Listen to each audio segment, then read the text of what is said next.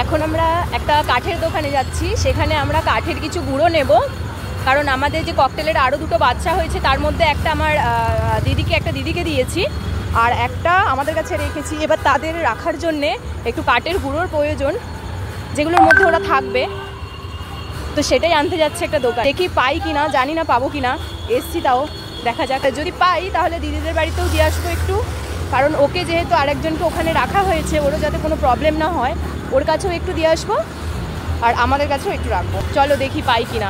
যাই হোক, যেটা নিতে এসেছিলাম আমরা সেটা পেয়ে গেছি, তো ভাবছিলাম কি এত গেলে পাবো কিনা, দেবে কিনা।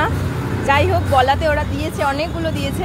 আমরা এখন নিয়ে বাড়ি যাচ্ছি, আর ফার্স্ট যাবো দিদির বাড়িতে, দিদিদের একটু দেবো আর তারপর আমরা নিয়ে বাড়ি যাচ্ছি। যাই হোক, এই হলো আমাদের সেই রাজা বাচ্চা। আর আসার সময় আজ যেহেতু আমাবস্যা পুজো হচ্ছিল, আর বাড়ি ফেরার সময় প্রসাদ নিয়ে বাড়ি ফিরি। টাটা এভরিওয়ান, দেখা হচ্ছে কাল।